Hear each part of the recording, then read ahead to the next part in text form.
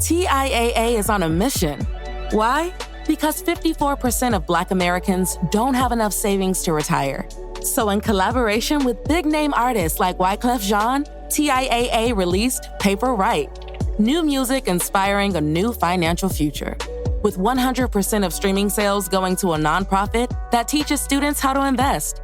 Stream Paper Right now and help close the gap.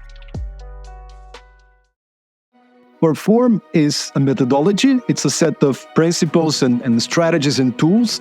It's a system that helps leaders to see their culture and their team from a bird's-eye view and address the things that are on the way for them to perform consistently well. Hi, and welcome to Deep Leadership. I'm your host, John Rennie. Well, I hope all is well with you today. It is a beautiful day here in North Carolina, and this episode is brought to you by our sponsors, Ignite Management Services and Liberty Strength. These sponsors help me bring these shows to you each and every week, so I encourage you to click on their links below and check them out. Also, I want to encourage you to join us on our growing YouTube channel. Search for Deep Leadership on YouTube for videos of all my interviews and exclusive content. Well, that is it. Today we're going to be talking about how to increase leadership performance, and my guest is Stoyan Yankov. Stoyan is a performance coach and professional speaker. He's also the author of Perform, the Unsexy Truth about Startup Success. We sat down and talked about what leaders really need to do to maximize their organization's performance. It's about discipline and focus and not about hacks or quick fixes. We talked about the things leaders need to do every day if they want to win. Now, this was an eye-opening discussion that I know will help you on your leadership journey. So, are you ready to dive in? Let's get started.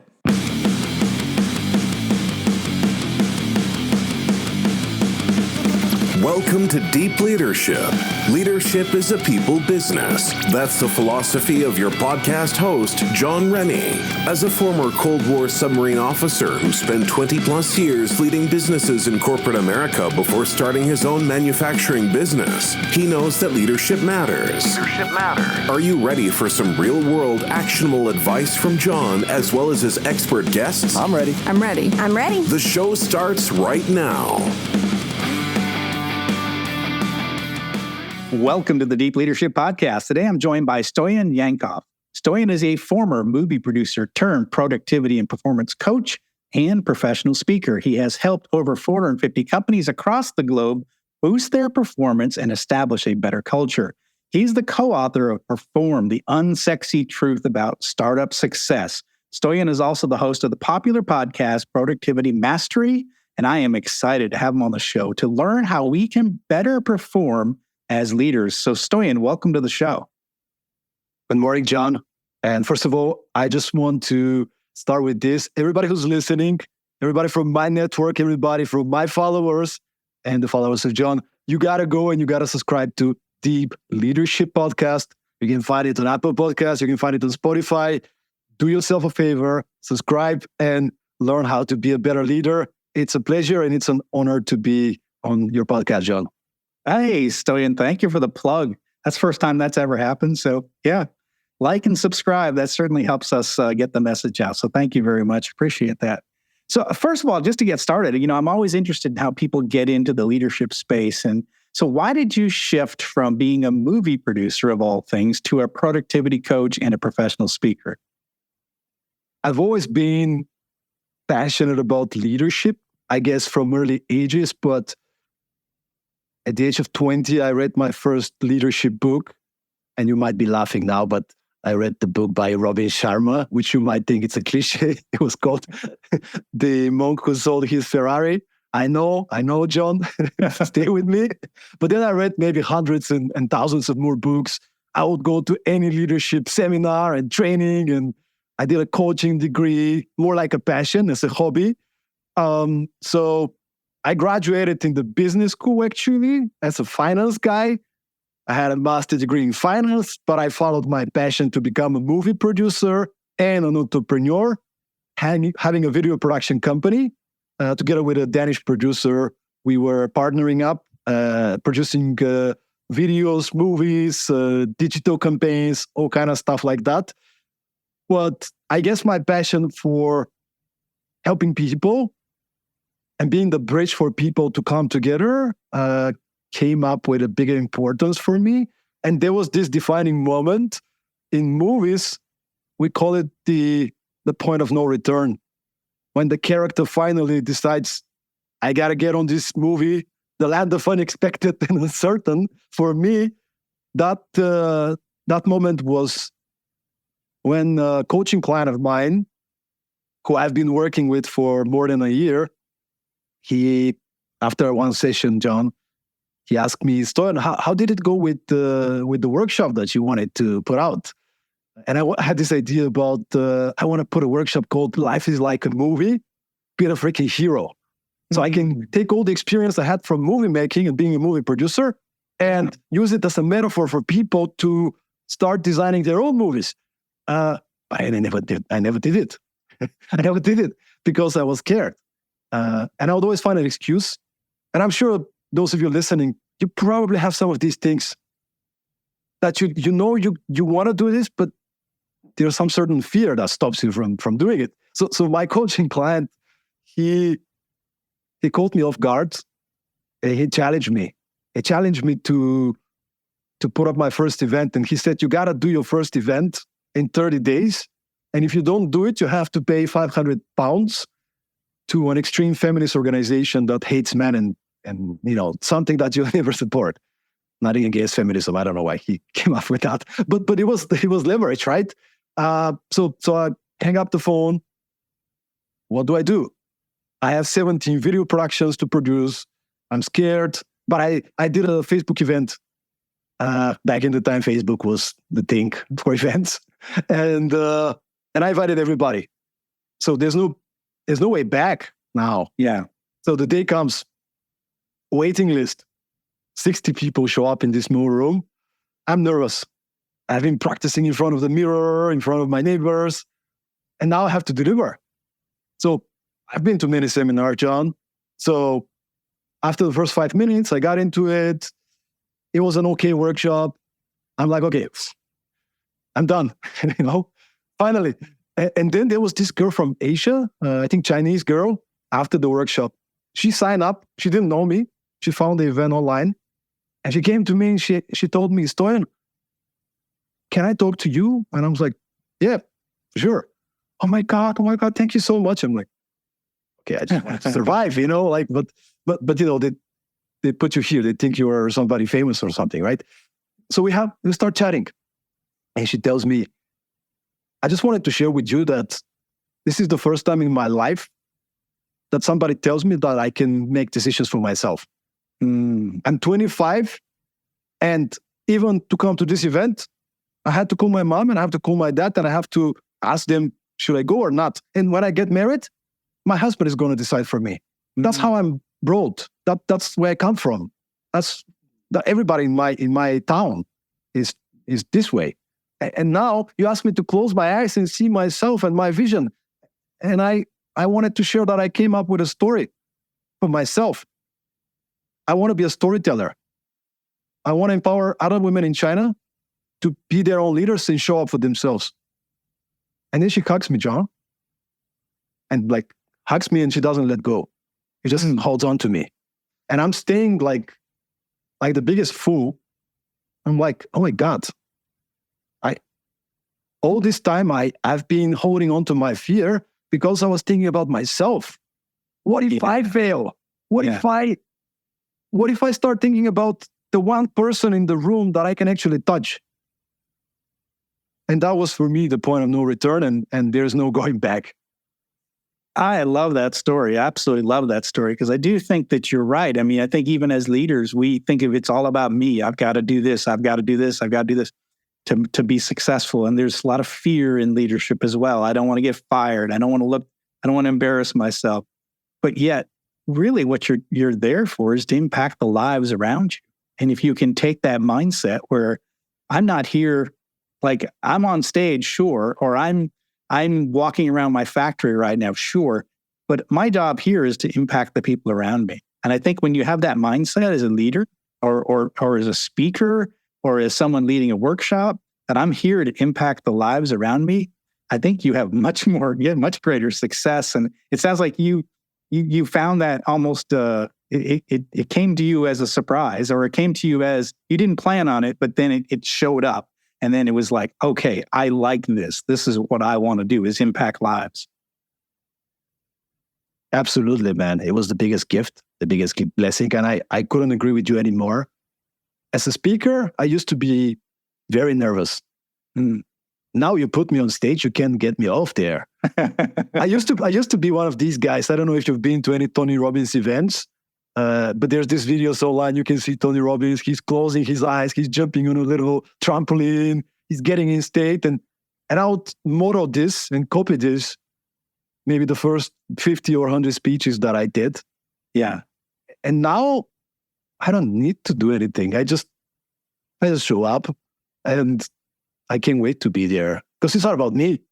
Yeah, exactly. It's not about me. And I think when leaders, when speakers, workshop leaders, anyone's coaching, when you recognize it's not about you, then you can really make an impact. I think sometimes we have a hard time getting out of our own head. And once we do, when we recognize that it's all about others, and, I always talk about leadership being, it's our job is to motivate a group of people to get something done, right? So it's motivation, it's a group of people, and it's objective. And sometimes we get lost in all the complexities of leadership, but it's really about those three things. And that means being present and being involved, and again, making sure to take care of the people around you, because they're going to take care of the goals of the organization. And it seems simple to me, but it seems to be lost with many leaders today, for sure. It is simple.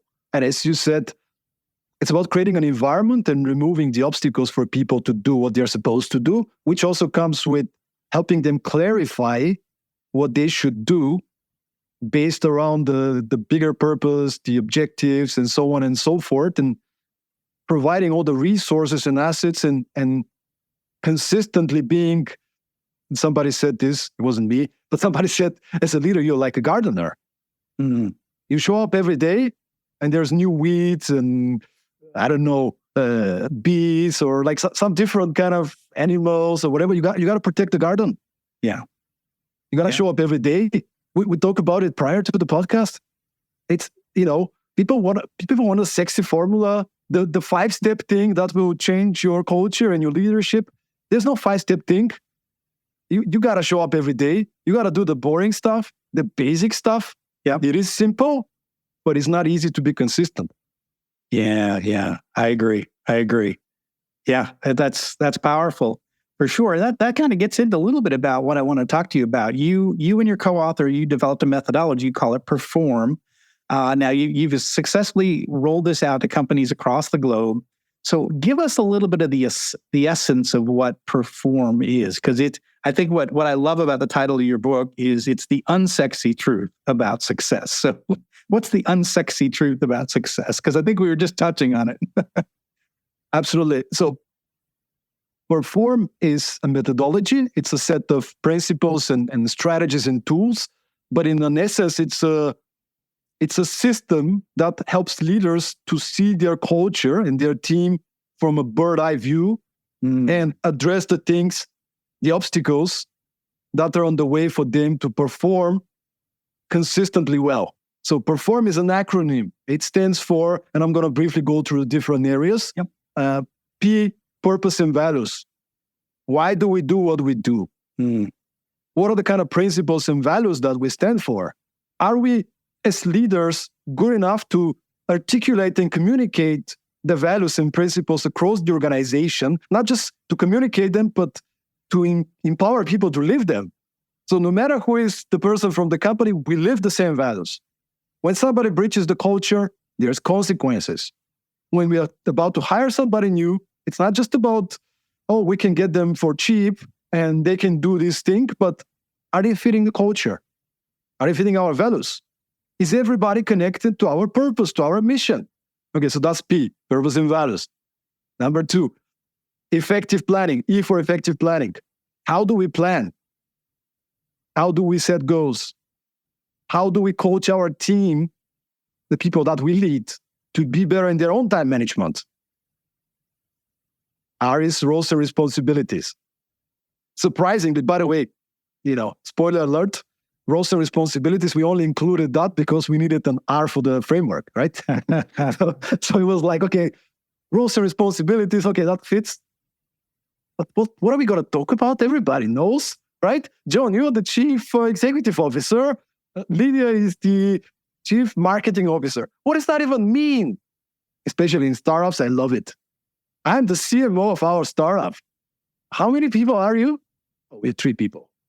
Okay, great. Who are your chief? But okay, it's good for your business card when you meet customers, fine. But what do you actually do?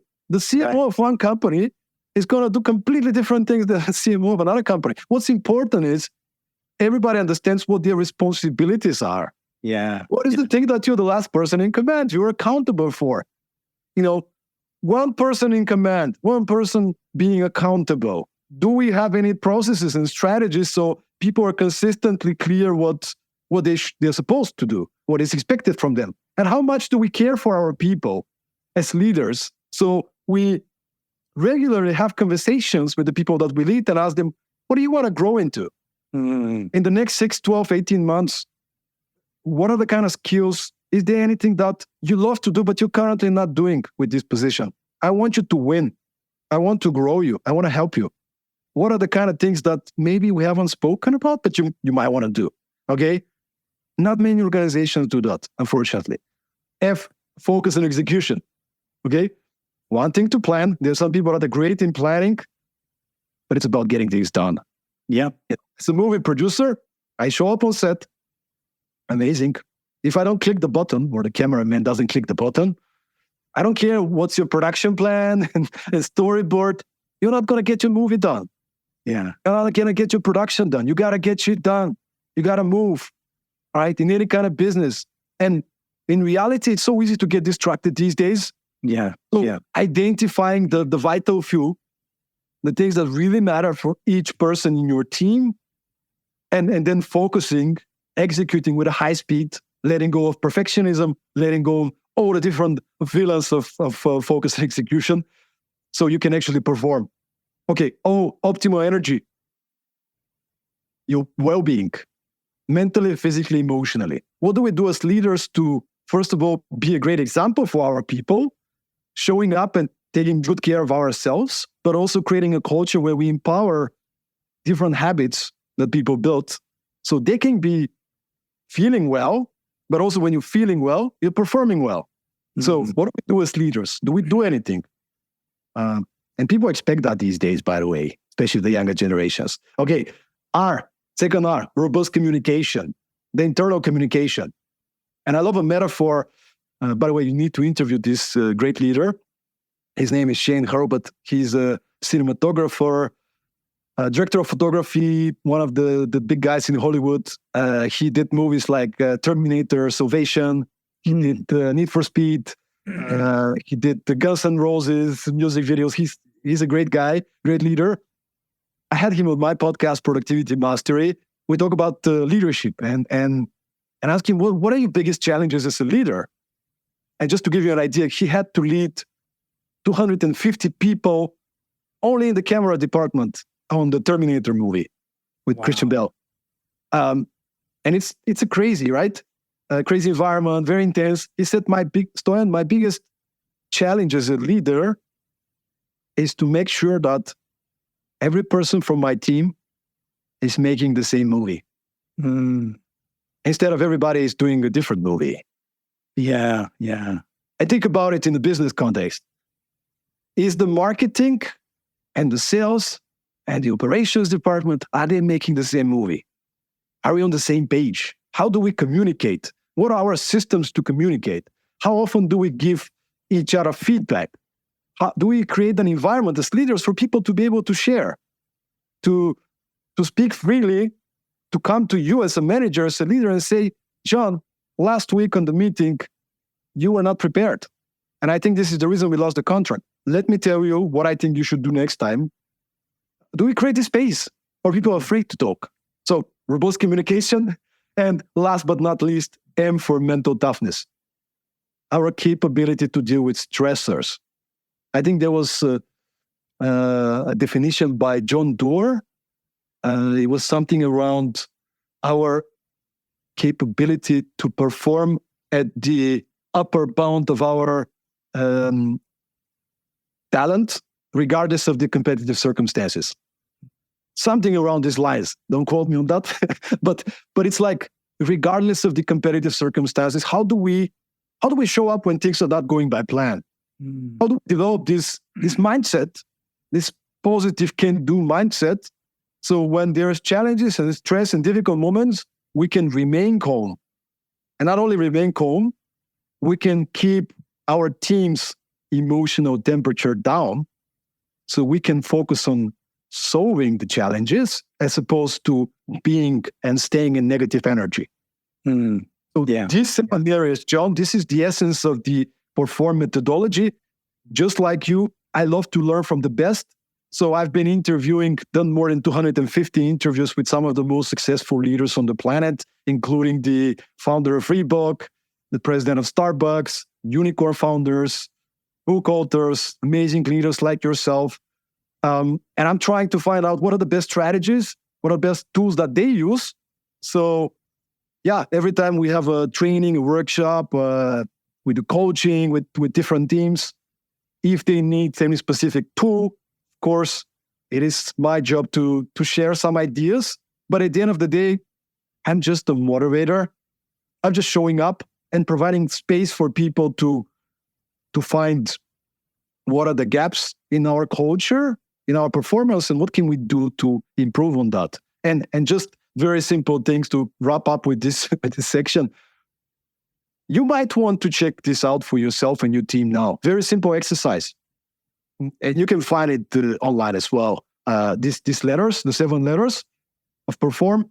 Sit down with your team, on your management team. I do it often with my team, and ask them to assess, to be really honest and assess, how are we doing in each of these 7 areas from the Perform framework? Be honest. Don't worry. Just give a number. 1, we're not doing anything. 10, there's no space for improvement. 5, we're doing something, but not enough. Okay? And ask your people to vote, to assess individually. And then just put your papers on the table and start comparing and asking good questions. And I'm going to tell you, sometimes I did it with my team. One time I did it with my team. One of my interns, she comes and I'm like, all right, effective planning. I think it's a 9. The productivity coach, right? And she said, I would say it's a 4 out of 10. Ooh, interesting. Okay. So there's a failure in robust communication there. So it's actually, it was actually communication. It was actually communication. Yeah. In your head, you have a great plan, right? I had it, man. No, but the thing is, you're like, okay, I failed the communication. Yeah. She's going home at 2:00. By 6:00, I changed the plan. I did not communicate it with her. In my head, everything makes sense. So I invite you, everybody, to sit down, spend an hour, do this exercise, and then see what are some of the areas that you have some gaps with. In your head, maybe everything makes sense. Your team might see it differently. We'll be right back after a quick word from our sponsors. Leadership skills are like any other skills. You need to practice them to get better at them. Best-selling leadership author John S. Rennie knows this. That's why he's written a new book called You Have the Watch. It's a guided journal for leaders designed to take you through an entire year of leadership training. By the end of the year, you will master 50 of the most important leadership skills. If you want to have a greater impact on the results and people in your organization, go to youhavethewatch.com and pick up your copy today. This episode is brought to you by Ignite Management Services. Ignite is led by Mike Watson, who you might remember from episode 137. Mike and his team believe that everything starts with leadership, whether it's strategy execution or cultural transformation. It's the role of the leader to create the conditions for their people to succeed. The team at Ignite can help you develop critical habits to enhance your leadership capability and transform your business. Ignite Management is now offering the Resilient Leadership Assessment Tool. This is an online questionnaire designed to assess and guide leadership development, coaching, and team building. It provides leaders an opportunity to gain insights into their leadership strengths and development needs. After taking this assessment, you will receive a custom, detailed report that provides practical and actionable recommendations to enhance your effectiveness. I have taken this assessment myself and found it to be extremely valuable in helping me make changes to my leadership approach.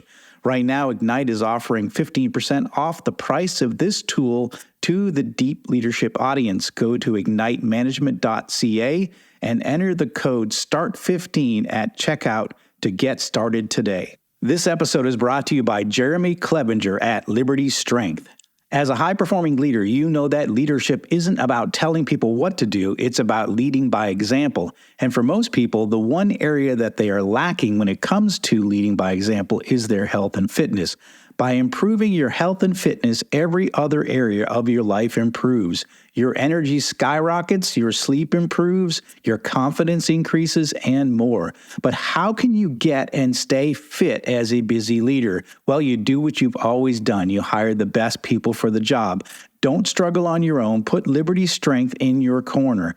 Jeremy and his team will work with you to take your physique, mindset, nutritional habits, and more to the next level with his step-by-step, all-inclusive coaching program. I've worked with Liberty Strength for the past 2 years, and I'm in the best shape of my life, and I'm still hitting strength personal records at 56 years old.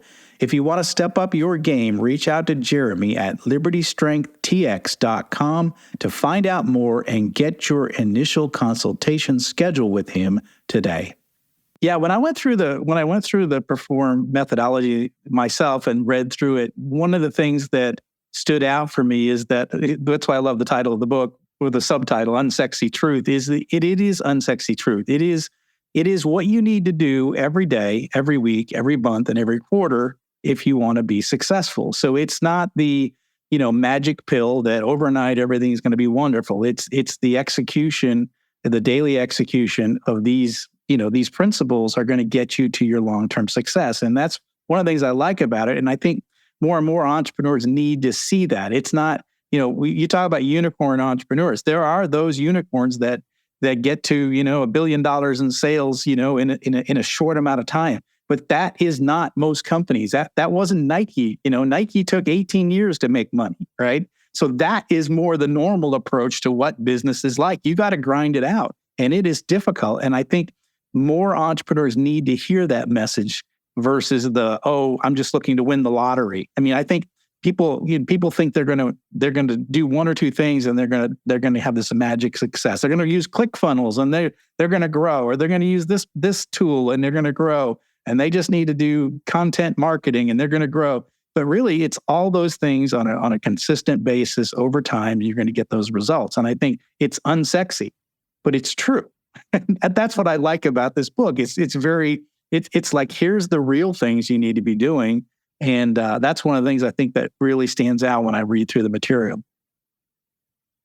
And I really think this whole unicorn rush is just, come on, man. Like, I know it makes great magazine titles and online titles and everything, but you've been talking to some of these people. I have the privilege to talk to some unicorn founders and people like that. And I never met somebody with, I want to build a unicorn, right.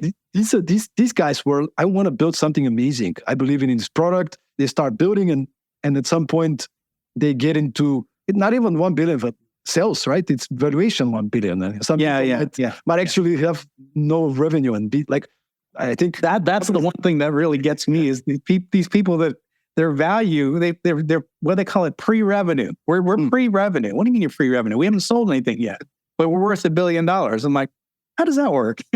That's like companies like, if you have a look, companies like Spotify didn't reach break-even. Revolut didn't reach break-even yet.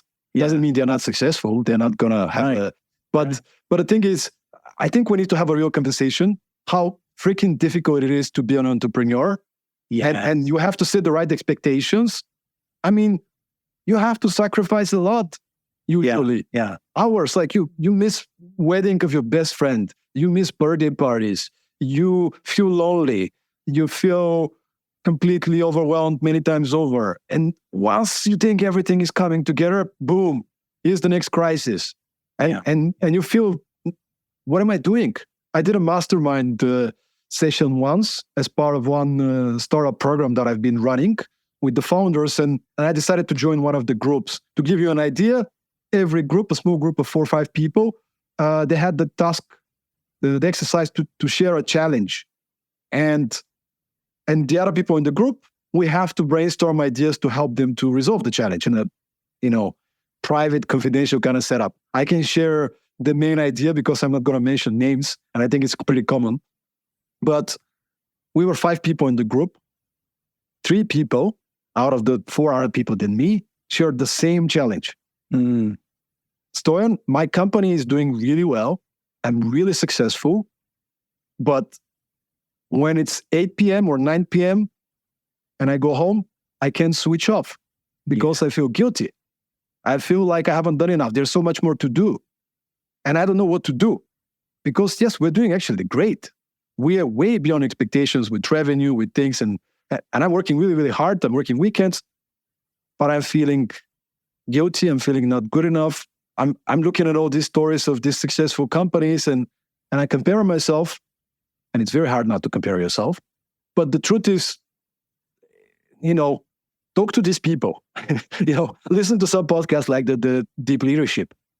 Listen to the stories of the people. The founder of Reebok. You mentioned Nike. I know Joe Foster, the founder of Reebok. It took him 21 years to finally scale and then make it big in the US. 6 failed attempts. 21 years. Yeah. So people that are listening probably not 21 years old, I know that this is the thing that's really powerful. And I think people need to be exposed to that because I think a lot of entrepreneurs go into it thinking that they're going to be an overnight success. And I think it just takes time. It takes effort. When you build something from nothing, right, that is, you're a builder and you're going to have critics. You're going to have people opposing you. You're going to be, you're going to be faced with environmental situations that you never expected, like, hey, a pandemic or a supply chain shortage or political changes or economic downturns or, global crisis that's, slow things down. There's all these things you're going to face, and that's one of the things that really stands out for me in your material is I think they're two related. One is the optimal energy and then the mental toughness. Because I think the two of them play off each other because I think you have to take care of yourself if you're going to be there for the long run and be there for your people when things get really tough.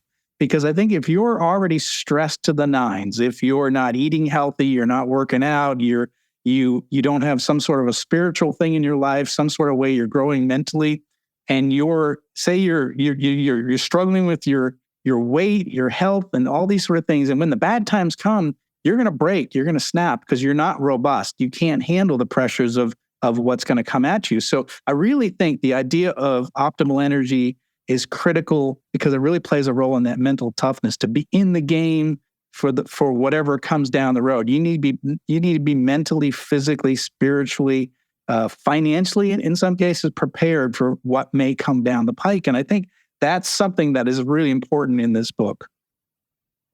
Well, thank you so much, John. And I couldn't agree anymore. They're so connected. Yeah.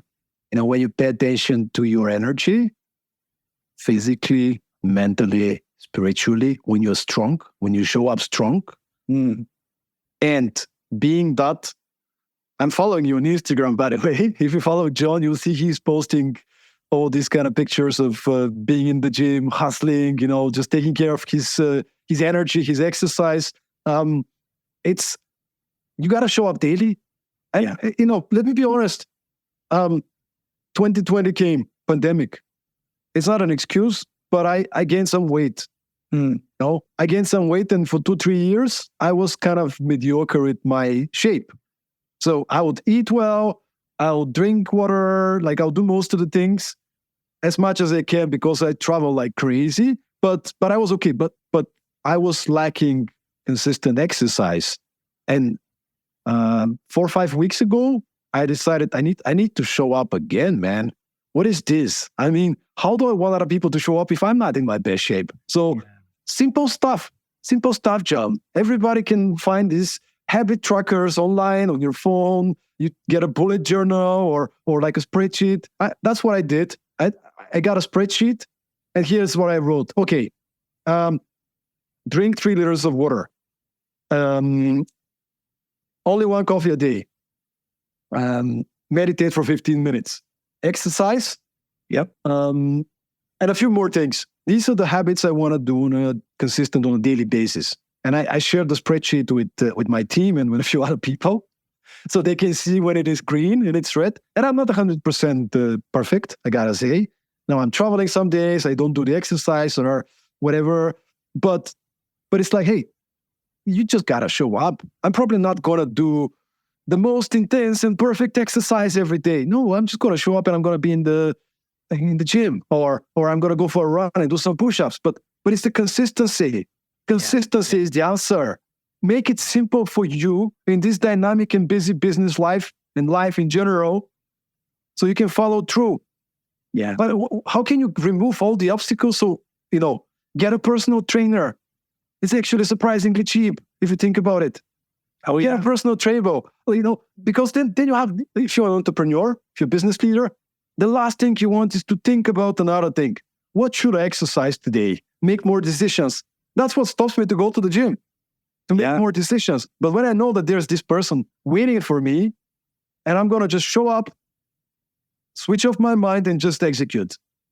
That's a great plug for our sponsor, Liberty Strength. If you are looking to get better physically, you've reached out to Liberty Strength, and they're a sponsor of the show. He's also Jeremy Clevenger's my personal trainer. And so, there's a plug for my sponsor. Thank you. There you go. Honestly, it's a game changer. It really is. Find yourself someone who can hold you accountable to the results you're trying to get. And I think it helps even with you think about it like athletes, right? They have strength coach. They might have a mental coach. They might have someone that does massages and works on their nutrition coach. Right. And same thing as entrepreneurs. We need to have some coaches around us, right? So you might have a business coach, you might have a mentor, but I really highly recommend getting someone that can help you stay accountable to your health goals as well. I think that's important.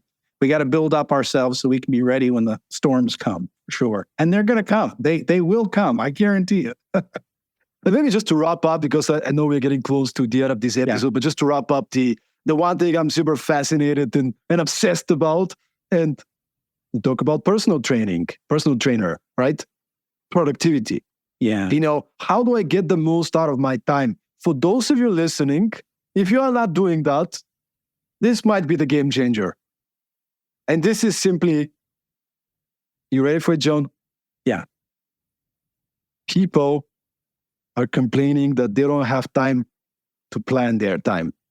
This is one of the biggest excuses that I'm getting. Like, it's not even a joke. I talk to leadership, to management, to lower level employees. Stoyan, I love your time management tools, but I don't have time to plan my time. Really, I wonder why. Maybe you have not allocated any time to plan your time. So now you have no time for anything, including planning. So, okay, don't be that person. The elite performers, the leaders, the top entrepreneurs and business leaders, they create a system. They create a method. I don't care. I don't really care what method this could be, but you got to have a system. And if I can share the system that I'm following, maybe that finish with that one. But you can find many different ones. Don't have to follow this one. It's the mindset. You can't keep things in your head. You need to organize your thoughts on a piece of paper, on a spreadsheet, on your phone or an app. Doesn't matter. You always start with the end in mind. What are the goals I want to achieve in the business? What are the most important goals? There's different methodologies, OKRs, KPIs, you name it, right? You find one, you stick to it. Define the goals, make them measurable, make them time-bound, start from there. Then the second part, goals. The second part, priorities. Within these goals, what are my personal priorities? Let's say in the business. You can see priorities, activities I do to make progress on my goals. For example, for me, it could be growing and coaching my team, attracting high-level clients, performing and satisfying my current clients. This could be my top 3 priorities. What percentage of my time gets into these top 3 priorities when I identify them? And you have to be honest with yourself. 5%, 10%. Okay, interesting. These are your priorities. You spend 5% on them. What do you have to say no to so you can focus on making progress on your priorities so you can achieve the goals? Okay, goals, priorities. The third layer, daily focus. How do I organize my day on a daily basis? And if there's one thing you want to get out of this episode, you want to allocate 20 to 30 minutes, block it in your calendar. This is your time for time management. What do I do usually? I review my previous day. Okay, let me have a look at the goals from yesterday. What progress did I make? How did my meetings go? What outcomes did I produce? My team, you just review everything, right? And then there's a 5-step but very simple process. First, I'm dumping everything. You can call this step capturing everything. You look at your meetings, what do I want to do? What do I want to achieve? Usually in my case, because I'm very ambitious, there's 40 or 50 different things that I potentially might want to do. And this is what most people to-do list is. But the problem is, I don't know what's the outcome. Budget, meeting with John. It's like, okay, I can have a meeting for 2 hours and not get anything done. What's the outcome? Ask yourself, what's the outcome, right? So you group things together. This is connected to the podcast with John. This is connected to my marketing. This is connected to this conference. Great. What is the actual outcome? What do I want to get out of it? What's the end result? What does done look like? Follow up with leads. Many entrepreneurs, follow up with leads. Hello, lead. I just wanted to follow up. Bye. Check. You don't want to follow up with leads. You want something to happen. Maybe you want to close the contract. Maybe you want to make sure that your customer is feeling there's nobody else in the world that will serve them like the way you do. I don't know. But what's your outcome? And then step number 4, prioritize, delegate, and I call it your daily menu. Like you start kind of looking at all these outcomes and you start asking yourself, what are the action steps so I can produce these outcomes with the easiest possible way? And I want to time it, John. I'm going to say, I don't know, writing these 3 emails, 45 minutes. Can I delegate them to somebody from my team, somebody else? No. Okay, good. So I make a big list. I delegate and I prioritize and ask myself, what is low priority, mid priority, high priority? Different colors. Step number 5, the most important one, schedule. What doesn't get scheduled doesn't get done. You look at your list. Now that is very thoughtfully organized. And then you ask yourself, what are the high impact, most important things I want to allocate in my calendar? Let me start putting them. And I start like, okay, 8 to 9:30, write 2 pages for my upcoming book. Good. Meeting with John, 1 hour. Good. 15-minute break. And then it's like, wow, I have 16 more hours of things that I want to do that I'm not able to allocate. Maybe they're not so important. Maybe I have to delegate or I have to say no to. But it's real, right? Yeah. So it's simple. Even if you don't do it so detailed as you do, promise me, listeners, that you're going to start having a to-do list and doing it consistently. Yeah, the thing is, if you don't plan, then the day gets out from under you, right? You get distracted with the urgent issues and you don't work on the important issues. And I think that's really the takeaway there is, what are you doing to plan your day so that you make sure you take care of what needs to get done and not just, you're racing from one urgent issue to another that may not be a high priority issue. So really important stuff here. Leaders, I hope you're listening to this. I hope you're taking notes. If you're in your car, I hope you're not taking notes. I hope you're driving. But I really want to encourage you to look for this book. We'll have a link in the show notes. It's called Perform, The Unsexy Truth About Startup Success. Stoyan, how can listeners find out more about you and this book? So thank you so much, John, for the opportunity. People can, first of all, get in touch on LinkedIn. I'm very active there. They can reach out, send a note, Stoyan Yankov. You can see my name, get in touch. they can go to my webpage. Organizations who want to get in touch and might need some support in applying these things in the shape of a keynote, program, coaching program, a training, feel free to get in touch. I would love to come and support the forward-thinking organizations. People can go and find the podcast, obviously, Productivity Mastery, available on Apple Podcast, YouTube, Google Podcasts, Spotify, you name it. And of course, the book, Perform the Unsexy Truth About Startup Success. You can find it on Amazon. Now it's available also in Spanish. I don't speak Spanish, but my co-author is Spanish, so I don't know how to pronounce it. But you can see it. It's a little bit of a different color, white with red. The original one is blue with red. So you can, if you're Spanish-speaking personality, you can find the book in Spanish as well. Soon to be in audio. And that's it. I mean, get in touch. Me and John, we love to do podcasts, both as hosts, but also as guests. So make sure to get him on board. Make sure to subscribe to Deep Leadership once again. It's amazing. I listen to it when I travel, when I'm in the gym, and it's food for my brain. So, yeah, thank you so much, John, and thanks everybody for listening. Thank you very much. We're going to put links in the show notes for all of Stoyan's resources. I highly encourage you to check them out and get better. You will get better if you follow him, and if you get this book, you're going to become a better leader. So, Stoyan, thank you for coming on the show. Thank you for sharing this unique perspective and teach us some things that we can learn so that we can be better performers as leaders. Thank you very much. Well, that's it for today. Thank you for listening to Deep Leadership. If you like this podcast, please subscribe and share so we can continue to build a world with better bosses. Until next time, this is John Rennie saying take care and lead well.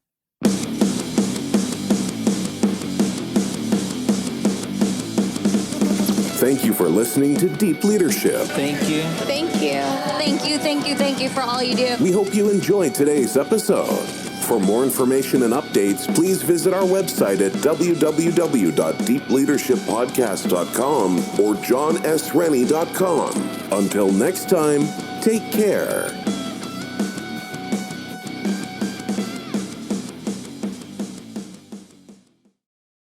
Miles, are you ready to record our promo for Season 2 of the Wanna Bet podcast? David, have you ever seen a grown man naked? Miles, we're not here to quote lines from Airplane. We're here to tell people that Season 2 starts August 18th.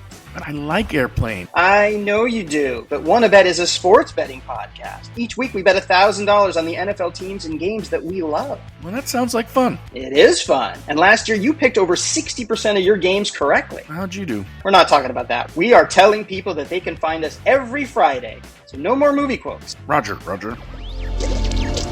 Electricast. Welcome to the Reverie Channel, where entertainment knows no bounds.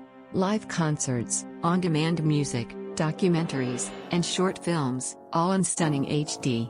Now on Roku TV, Apple TV, and Amazon Fire. Immerse yourself from home. And on Android and iOS for those on the move. Support creators with crowdfunding donations. Fuel their creativity. Join us in shaping entertainment's future. The Reverie Channel, where every view, every donation matters.